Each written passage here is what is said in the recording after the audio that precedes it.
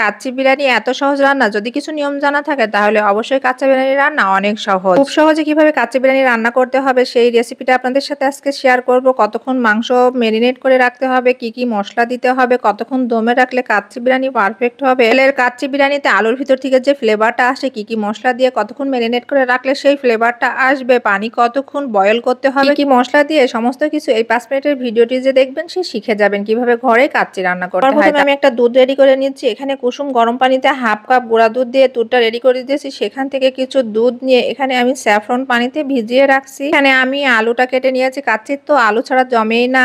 আলুটা আমি লবণ হলুদ দিয়ে মেরিনেট করে রেখে দিব। এটা খুব মনোযোগ সহকারে দেখবেন, তাহলে কাচ্চি রান্না যে এত সহজ সেটা কিন্তু আপনি জেনে যাবেন। এখানে আমি 2 কেজি খাসির মাংস নিয়েছি, আর খাসির মাংসটা ঠিক রেগুলার থেকে একটু বড় সাইজ করে কেটে নিয়েছি। কেজি মাংসের জন্য এখানে আমি 2.5 কাপ পেঁয়াজ বেরেস্তা নিয়েছি। পেঁয়াজ বেরেস্তাটা আমি আগেই করে রেখেছিলাম একটু ভিডিওটা ছোট করার জন্য এবং দেখা সুবিধা করার জন্য।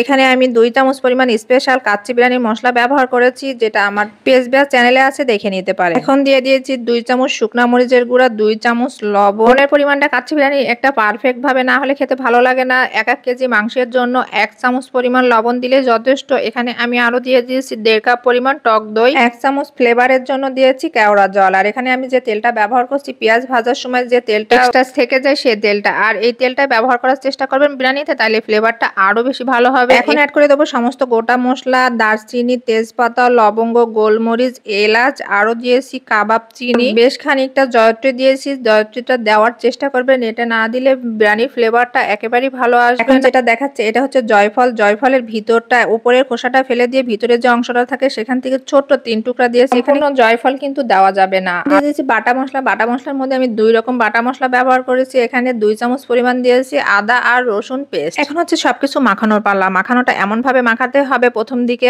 একটু বা শক্ত লাগতে পারে, পরে এমন ভাবে মাখাতে হবে 5 থেকে 7 মিনিট অনবরত মাখাতে হবে যেন মাংস থেকে একেবারে পানি ছেড়ে আসে। আর এটা কিন্তু 5 থেকে 7 মিনিট অনবরত মাখাতে হবে, না হলে কিন্তু মাংস ভালো মেরিনেট হবে না। এখন ঢাকনা দিয়ে ঢেকে রাখছি। আর আলুটা যে মেরিনেট করে রেখেছিলাম সেটা এখন ভেজে নিব। হালকা করে ভেজে আলুটা উঠিয়ে নিয়ে এখন দিয়ে দিচ্ছি আলুর মধ্যে পরিমাণ মতো লবণ, সামান্য পরিমাণ চিনি, আরো দিচ্ছি যে আগে থেকে স্যাফরন দুধে ভিজিয়ে রেখেছিলাম সেখান থেকে 2 চামচ পরিমাণ, আর কেওড়া জল। এই 4টা উপকরণ দিয়ে আলুটা অবশ্যই মেরিনেট করে রাখলে আলুর ভিতরে কিন্তু একটা এক্সট্রা ফ্লেভার অ্যাড হবে। কাচ্চি বিরিয়ানি খাওয়া হবে, আলু থেকে কিন্তু একটা এক্সট্রা ফ্লেভার আসবে। এখানে আমি ময়দা নিয়েছি। ময়দা অল্প অল্প পানি দিয়ে একটা নরম ডো তৈরি করে রেস্টে রেখে দেবো। যে তৈরি করা হয় তার থেকেও কিন্তু নরম ডো। চালটা প্রথমে 1 ধোয়া দিয়ে ভিজিয়ে রাখতে হবে 1 ঘন্টার জন্য।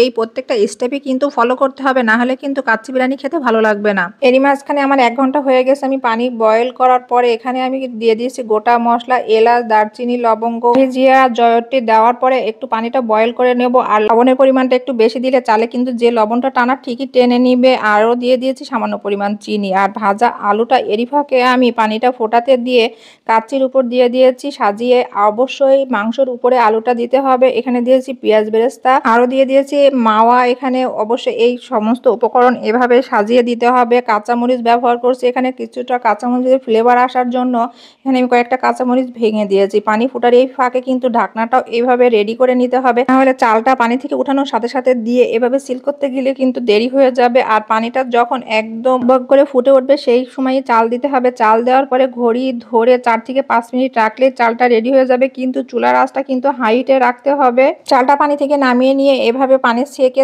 সাথে সাথে দিয়ে দিয়েছি। গরম গরম অবস্থায় কিন্তু দিতে হবে। রেডি করে 1 কাপ দুধে এখানে দিয়ে দিয়েছি। অবশ্যই গুঁড়া দুধটা দিলে বিরিয়ানিটা খেতে কিন্তু বেশি ভালো লাগে। আর এখানে স্যাফরনের পানিটা সম্পূর্ণ দিয়ে দিয়েছি। উপর থেকে দিয়ে দিয়েছি মাওয়া, পেঁয়াজের বেরেস্তা, আর এখানে আমি অ্যাড করে দিয়েছি জর্দার ফুড কালারের কিছু অংশ। এটা দিলে কিন্তু বিরিয়ানিটা দেখতে আরো বেশি আকর্ষণীয় হবে। আর এখন আমি দ্রুত ঢাকনাটা আটকে সিল করে নেব। চুলার আঁচটা হাই হিটে দিয়ে 10 মিনিট জাল করে নিতে হবে। আর একটু খেয়াল রাখতে হবে সাইড থেকে যেন কোনোভাবে বাতাস না বের হয়ে যায়। যখন হাতটা দিয়ে দেখবেন আপনি সইতে পাচ্ছেন তখন আরেকটু জাল করতে হবে। আর যখন একেবারে তার ঢাকনার পরে রাখা যাবে না তখন এইভাবে পানির পাত্রের উপর পাতিলটা বসায়ে মিডিয়াম হিটে রেখে পানির ভাপে 1 ঘন্টা 15 মিনিট রান্না করে নিলে রেডি হয়ে যাবে কাচ্চি বিরিয়ানি। কেউ যদি তাওয়ার উপরে দিয়ে স্টিম করেন তাহলে কিন্তু 50 মিনিট রাখলেই হবে। এক্ষেত্রে কি হয়, তাওয়ার ভাপে পানির ভিতরে যে মাংসের জুসি ভাবটা থাকে সেটা কিন্তু নষ্ট হয়ে যায়। এই সবকিছু নিয়ম যদি ফলো করেন তাহলে এই কোরবানি ঈদে অবশ্যই কাচ্চি বিরিয়ানি রান্না করতে পারবেন। একই মেজারমেন্ট দিয়ে গরু কিংবা খাসি যে কোনো ভাবে কাচ্চি বিরিয়ানি রান্না করতে পারবেন এই কয়েকটা নিয়ম যদি ফলো করে থাকেন।